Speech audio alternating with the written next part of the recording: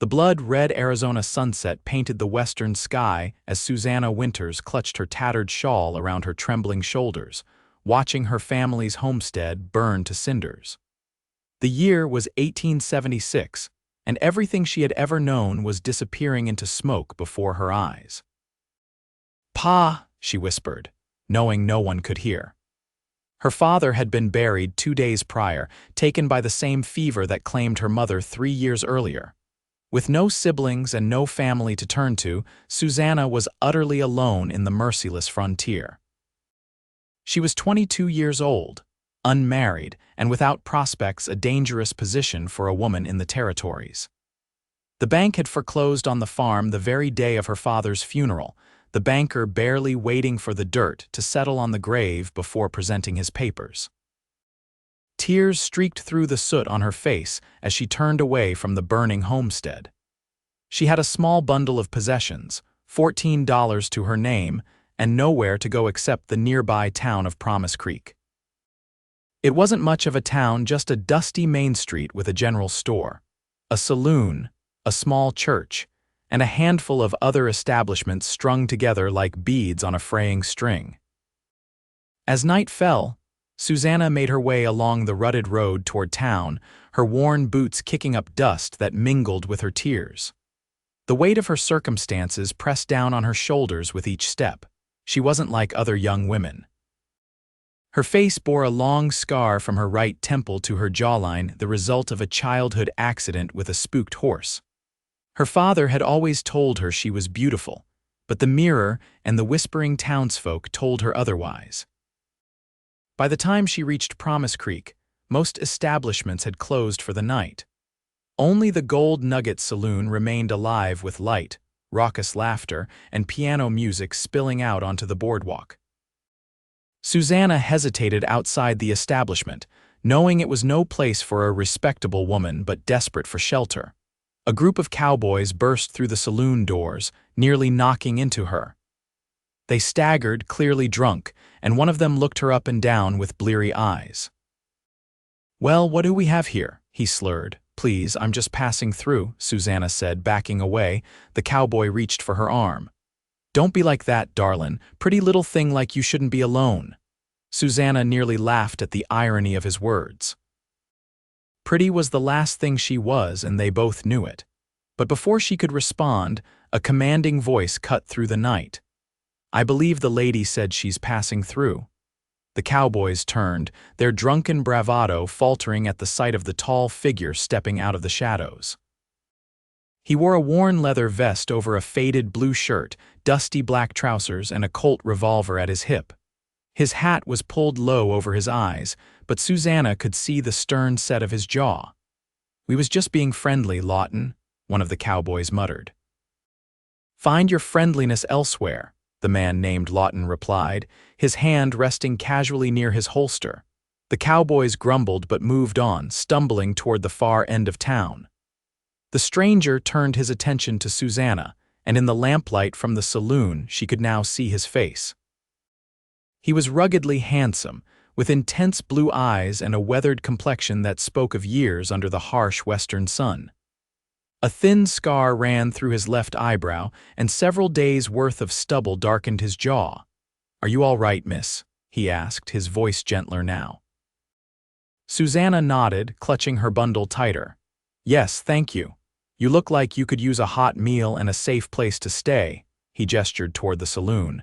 "Despite appearances, Mrs. Hildebrand runs a clean establishment. She sometimes lets rooms to travelers." "I couldn't possibly." Susannah began. "Not in the saloon proper," he explained. "She has rooms in the back building, separate entrance, very respectable." Susannah hesitated, weighing her limited options. She had nowhere else to go, and the night was growing cold. "I'm Ryan Lawton," he offered, touching the brim of his hat. "I work at the Wells Ranch outside town." "Susannah Winters," she replied softly. "My father's farm just burned down. The bank?" Ryan nodded, understanding in his eyes. "Banks out here are more dangerous than rattlesnakes." "I'm sorry for your trouble, Miss Winters." He led her around to a side door of the establishment where a plump, stern-faced woman in her 50s answered his knock.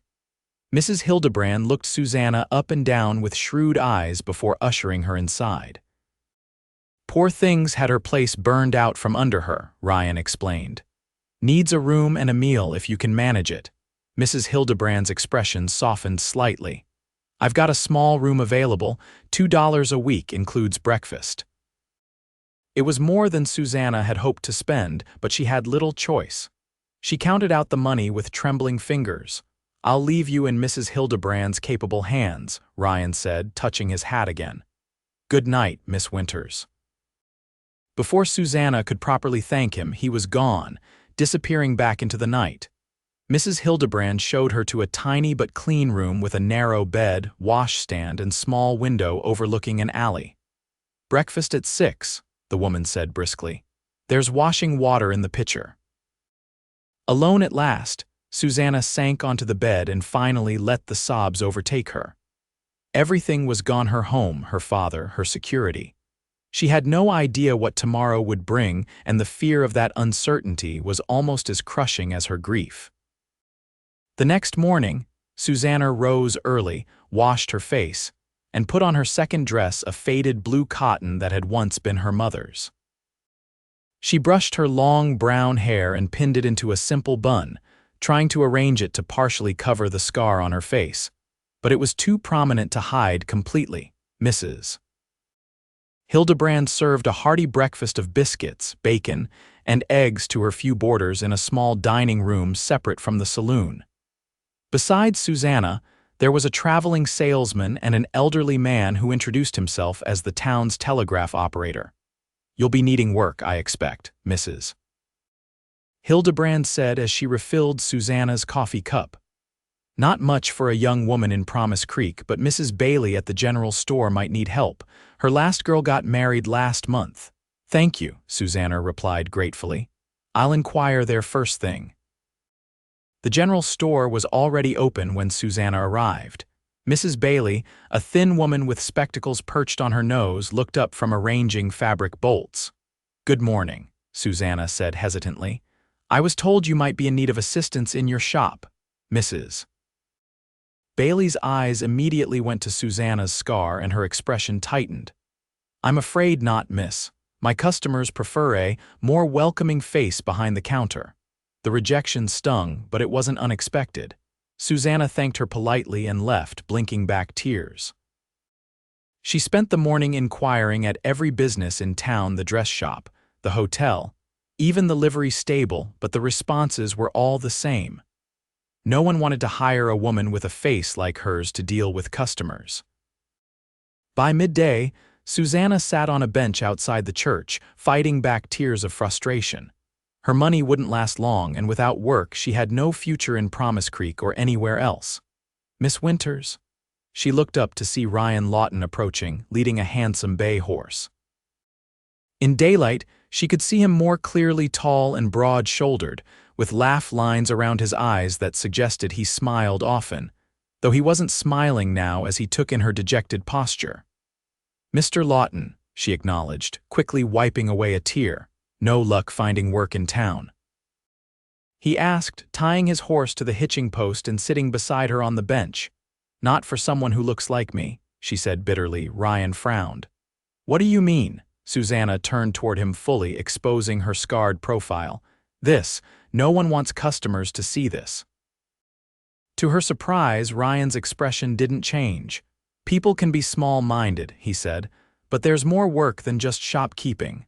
Like what? She asked, unable to keep the desperation from her voice. The Wells Ranch needs a cook.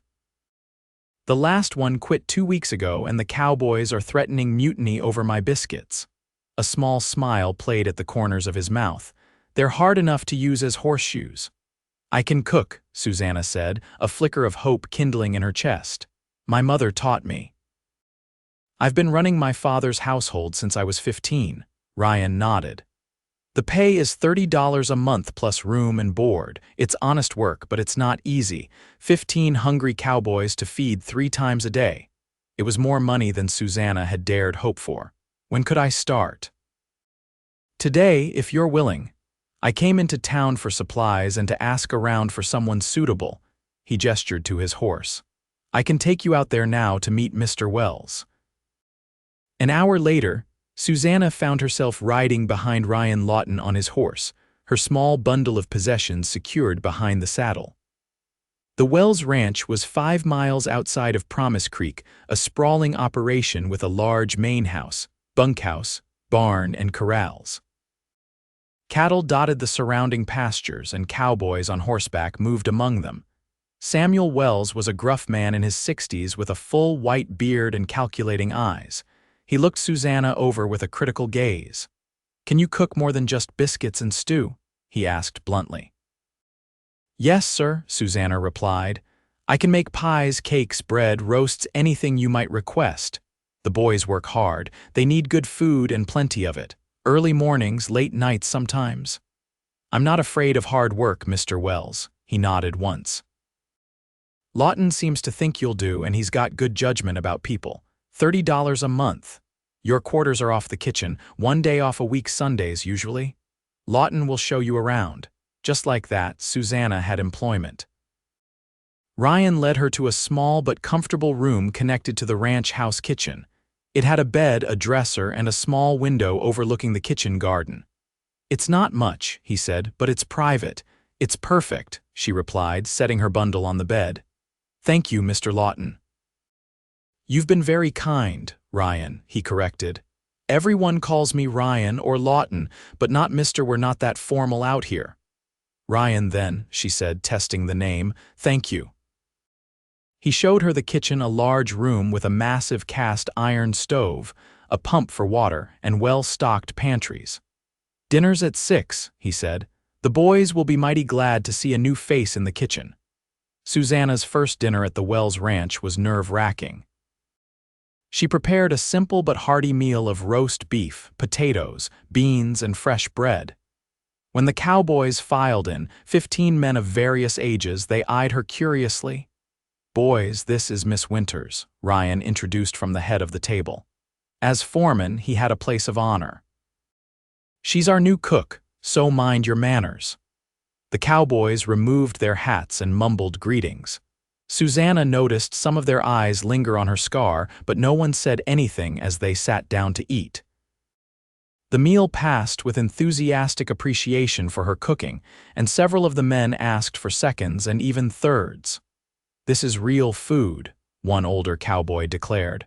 "I thought I'd forgotten what that tasted like." "Better than Lawton's horseshoe biscuits," another added, causing a round of laughter. Ryan caught her eye across the table and gave her a quick wink. For the first time since her father's death, Susannah felt a tiny spark of belonging. As weeks passed, Susannah settled into life at the Wells Ranch. She rose before dawn to prepare breakfast for the cowboys, spent her mornings baking and preparing lunch, and her afternoons getting dinner ready. The work was hard but satisfying, and the men treated her with respect. Ryan Lawton was often busy with his duties as foreman, but he made a point of checking on her daily. Sometimes he'd bring her wildflowers he'd found on the range or stop by the kitchen to sample her baking. They fell into an easy friendship, and Susannah found herself looking forward to their brief conversations.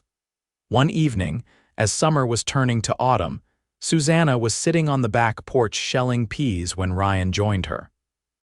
He sat on the step below her, his long legs stretched out in front of him. "You've made a real difference around here," he said, watching as her nimble fingers worked. "The boys are happier, work harder, even the cattle look more content." Susannah laughed. "I doubt my cooking extends to improving the cattle." "You'd be surprised," he replied with a smile.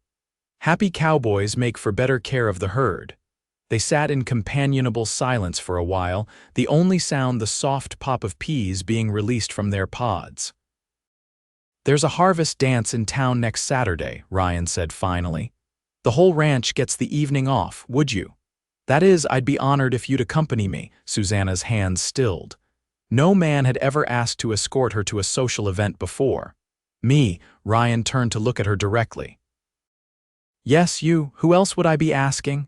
I don't dance," she said, feeling her cheeks grow warm. "I could teach you," he offered. "It's not difficult, that's not it." Susannah set aside her bowl of peas. People will stare, they always do. Ryan's expression hardened slightly. Let them stare. I'll be too busy looking at the prettiest woman at the dance to notice. Susannah couldn't help the bitter laugh that escaped her. You don't have to say things like that. I know what I look like. And what's that? He challenged, scarred, ugly. She turned her face so her right profile was fully visible to him. I'm not pretty enough for any man, she said, her voice catching as tears threatened. I never have been. Ryan stood up, his tall frame blocking the setting sun. For a moment, Susannah thought he would walk away, realizing the truth of her words. Instead, he knelt before her, taking both her hands in his. Then I'll be the fool who loves you most, he said softly, his blue eyes intense with sincerity. Because when I look at you, Susannah Winters, I see a woman of courage, kindness, and remarkable beauty inside and out. Susannah's breath caught in her throat. You can't mean that. I've never meant anything more. He reached up to gently trace the line of her scar with his fingertip. This is part of you, but it isn't you. And even this I find beautiful because it tells me you're a survivor. Tears spilled onto Susannah's cheeks. No one had ever spoken to her like this before, like she was worthy of admiration, of love. I don't know what to say. Say you'll come to the dance with me, Ryan said, a smile warming his features. Yes, she whispered. I'll come. The week leading up to the harvest dance passed in a blur of preparations and nervous anticipation. Mrs. Wells, the ranch owner's wife, insisted on lending Susannah a beautiful green dress that brought out the gold flecks in her hazel eyes. She even helped Susannah style her hair, showing her how to arrange a few curls to soften the appearance of her scar without trying to hide it completely. You're a lovely young woman, Mrs. Wells said, stepping back to admire her work. And Ryan Lawton is a good man. Samuel and I have hoped he would find someone to make him happy. Susannah blushed. We're just friends. Mrs. Wells gave her a knowing smile. For now, perhaps. When Ryan knocked on her door Saturday evening, Susannah's heart nearly stopped at the sight of him. He'd traded his usual work clothes for a clean black suit, white shirt, and string tie. His dark hair was neatly combed and he'd shaved his usual stubble. He looked so handsome it almost hurt to look at him. His reaction to her was equally appreciative. He stared for a long moment before finding his voice. You look absolutely beautiful, Susannah. The dance was held in the town hall of Promise Creek, decorated with autumn leaves and harvest bounty. When they arrived, Susannah felt all eyes turned toward them. She recognized many faces from her unsuccessful job search months earlier, and their surprised expressions at seeing her on Ryan Lawton's arm gave her a small sense of vindication. Ryan kept his hand at the small of her back, a protective and possessive gesture that both thrilled and comforted her. He introduced her proudly to everyone they met, and when the music started, he led her onto the floor without hesitation. Just follow my lead, he murmured, placing one hand at her waist and taking her hand with the other. Susannah was stiff at first, conscious of the stares, but as they moved together, she gradually relaxed. Ryan was a surprisingly good dancer, guiding her smoothly through the waltz. Soon she was laughing as he twirled her around the floor, forgetting all about the other dancers and their curious gazes. See, you're a natural, Ryan said, his eyes never leaving her face. They danced every dance that evening, pausing only for refreshments and brief conversations with the other ranch hands who had come to town. As the night grew late, Ryan suggested they step outside for some air.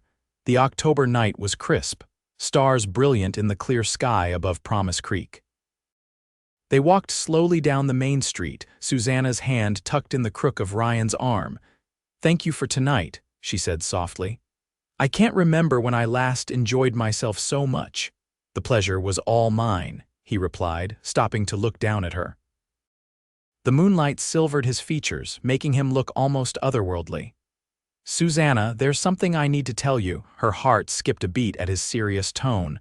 What is it? Before I came to the Wells Ranch, I was a different man.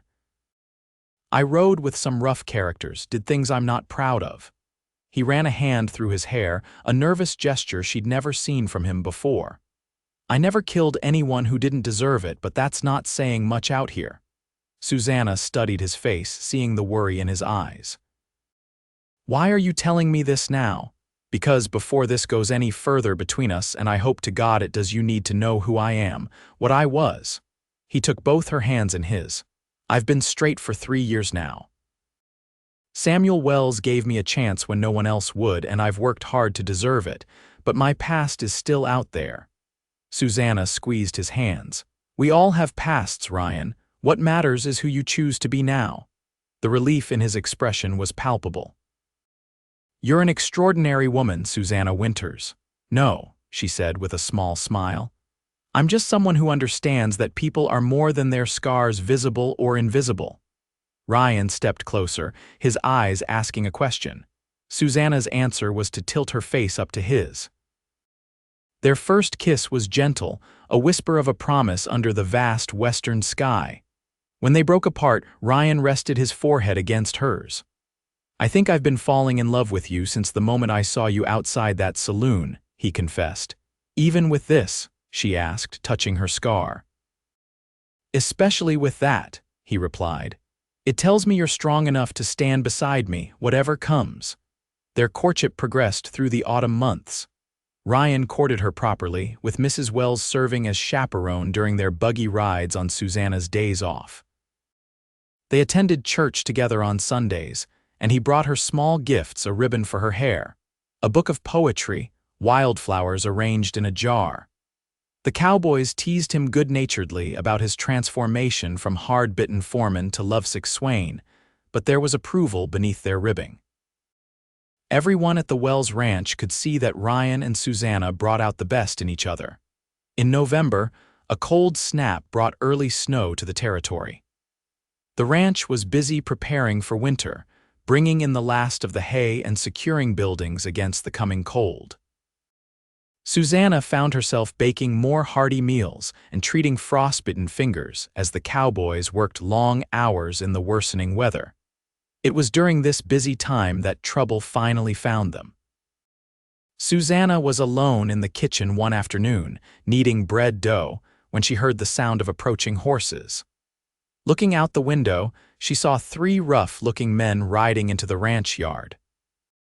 Something about their appearance sent a chill down her spine that had nothing to do with the weather. Ryan and most of the hands were out checking on the herd, with only old Pete, the stable hand, left behind. Susannah watched as Pete approached the strangers, only to be knocked to the ground with the butt of a pistol.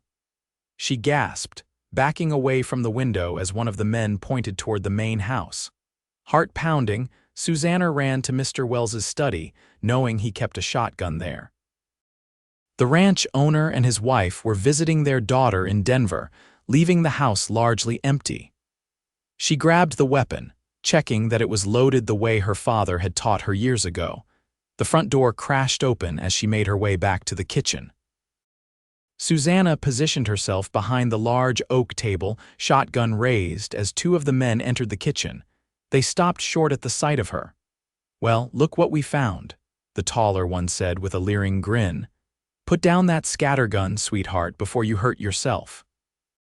"Get out," Susannah said, trying to keep her voice steady. "There's nothing for you here." "Oh, I think there is," the second man replied.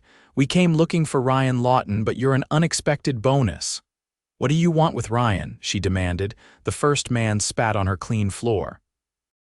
"He killed my brother 3 years back, said it was self-defense, but I know better. We've been tracking him a long time."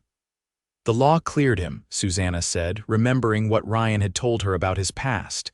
"It was a fair fight." "The law," the man sneered. "What does the law know?" "Now, why don't you put that gun down and we can all wait nice and comfortable for Lawton to return?"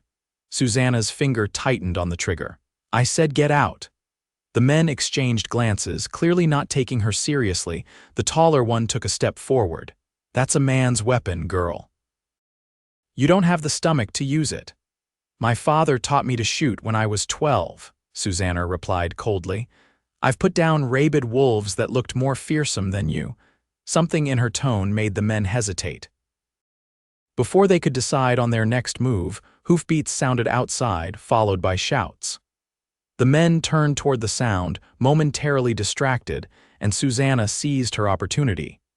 She fired the shotgun into the ceiling, the blast deafening in the confined space of the kitchen.